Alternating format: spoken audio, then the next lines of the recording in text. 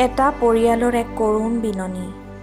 দক্ষিণ কামৰূপ বৰিহাট মাছকুচি বাসিন্দা মুকুল শৰ্মা তেওঁ পুৰোহিত কাম কৰি ঘৰখন পৰিয়ালক পোহপাল দি আহিছিল। হঠাৎ নামি আহিল তেখেতৰ জীৱনলৈ এক কাল অমানিশা। আজিৰ পৰা প্ৰায় 8 মাহ ধৰি দুৰাৰোগ্য ৰোগত ভুগি আছে। তাকেই লৈ এতিয়া পৰিয়ালটি বিমুখত পৰিছে। শৰ্মাদেৱৰ চিকিৎসা কৰিবলৈ নাই এটকাও আৰু পৰিয়ালৰ কেনেকৈ চলিব এতিয়া চিন্তাৰ কাৰণ হৈ পৰিছে। আৰু তেওঁলোকে মহান ব্যক্তিৰ ওচৰত সহায় বিচাৰিছে।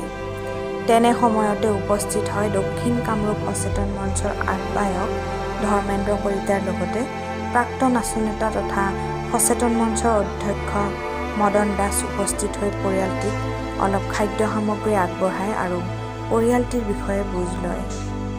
আজাৰৰ পৰা মুকুল শৰ্মাৰ আপুনি কথাংগিনী অৰ্থাৎ আপোনাৰ আজি মুকুল শৰ্মা আজি কিছুদিন পূৰ্বে আজি লিভাৰৰ বেমাৰ হৈ ঘৰতে পৰি থাকিব লগা হৈছে। তেনে ক্ষেত্ৰত আপোনালোকৰ কেনেকুৱা ধৰণৰ অসুবিধা হৈছে এই সম্পৰ্কে আমাক অৱগত কৰে। আমাৰ মানে বহুতে অসুবিধা হৈছে। এতিয়া তেখেত পৰি আছে 8 মাহ হ'ল।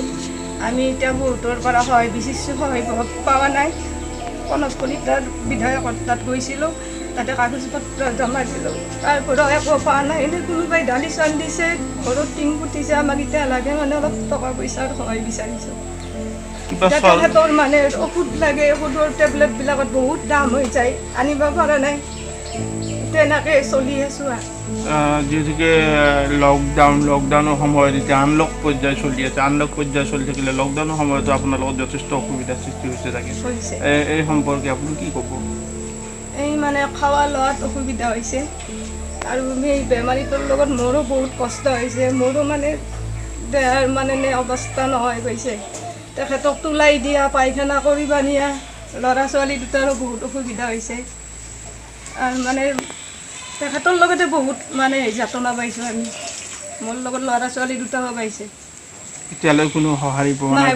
পোৱা নাই। কোনোবা দল সংগঠন আহি উপস্থিত হৈছে নেকি আপোনাৰ ঘৰত? নাই, কোনো অহা নাই। কোনেও আপোনাক একো সঁহাৰি দিয়া নাই? সঁহাৰি দিয়া নাই।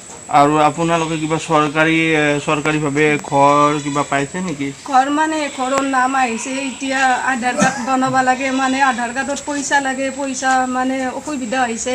নিজে চলিব পৰা নাই। আধাৰ কাৰ্ডত কেনেকৈ মানে চলোঁ, নিজে কেনেকৈ বনাই লওঁ। এতিয়া মানে সেই বিচাৰি মই গৈছিলোঁ এটা তাত, এতিয়া কৈ আছে পইচা ভৰিব লাগিব। পইচা এতিয়া ঘৰটো পালেও ঘৰটোৰ অৱস্থা নাই। ঘৰটো পাব লাগে আৰু এই বহুত অসুবিধা হৈছে। এনেকৈ বেমাৰীৰ লগত মোৰো বহুত অসুবিধা হৈছে। টোপনি মাৰিব নোৱাৰোঁ। বেমাৰীটোই খাব ওলাই কিবা দিব পৰা নাই। ল'ৰা ছোৱালীক বহুত খুৱাইছে দেউতাকে, এতিয়া ল'ৰা ছোৱালী সেইমতে খাব পৰা নাই। মুকুল শৰ্মা মাছকুচি গাঁৱৰ এগৰাকী পূজাৰী হয়। এই পূজা দক্ষিণ কামৰূপৰ বিভিন্ন অঞ্চলত কৰি থকা আমি কেইবছৰৰ আগৰ পৰা পৰিলক্ষিত হৈছে। সৰপাৰা দুৰ্গা পূজাৰ মূল পুৰোহিত হিচাপে কেইবছৰ ইতিমধ্যে পূজা আগবঢ়াই আহিছে। এই দুৰ্গা পূজা এইবুলিও নিশ্চয় যি ৰাইজে আশা কৰিছে, নিশ্চয় এই লকডাউনৰ পৰিপ্ৰেক্ষিতত হয়তো দুৰ্গা পূজা চাগে নহ'ব, এইটো ৰাইজে বিচাৰ কৰিব। মোৰ এটা বিশেষ অনুৰোধ যে এই আমাৰ যি মুকুল শৰ্মা ডাঙৰীয়া, তেখেতৰ যি বৃক্কজনিত ৰোগত তেখেতে আজি 7 মাহ ধৰি এই লকডাউনৰ সময়ত যথেষ্ট চলিবলৈ কষ্ট হৈছে। চিকিৎসা আগবঢ়োৱাৰ ক্ষেত্ৰত যি ধৰণৰ তেখেতৰ আৰ্থিক অভাৱ ঘটিছে, তেখেতৰ পত্নীৰ পৰা বিশেষভাৱে আমি জানিব পাৰিছোঁ যে এই ক্ষেত্ৰত তেখেতসকলে এটা চৰকাৰী ঘৰৰ আশা বুলি ইতিমধ্যে পঞ্চায়তৰ তৰফৰ পৰা তেখেতসকলক জনাইছে। কিন্তু তেখেতসকলৰ আধাৰ কাৰ্ডখনো নাই। আধাৰ কাৰ্ডখন কেনেকৈ উলিয়াব, কি কৰিব, সেই কথাও তেখেতসকলে আজিৰ তাৰিখত মানে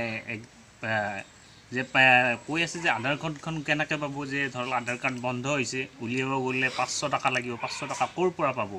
এই কথা ঠিক তেনেকুৱা ধৰণৰ হৈছে যে এই কথা ঠিক তেনেধৰণে আমি জানিব পাৰি আমি আজি কিছু সহায় হাত আগবঢ়াইছোঁ খাদ্য সামগ্ৰীৰ জৰিয়তে। গতিকে সদায় ৰাইজে আৰু পলাশবাৰী সমষ্টিৰ বিধায়ক, ঠিক তেনেকৈ ধৰণে বিভিন্ন দল সংগঠনৰ তৰফৰ পৰা অঞ্চলবাসী ৰাইজে যদি আজি মুকুল শৰ্মা ডাঙৰীয়াক সহায় সহযোগিতা আগবঢ়ায়, নিশ্চয় তেখেতৰ ঘৰখন উপকৃত হ'ব। আৰু ইয়াৰ জৰিয়তে মই সদায় দল সংগঠনক সহায় সহযোগিতা আগবঢ়াব বুলি আশা ৰাখিছোঁ। ধন্যবাদ।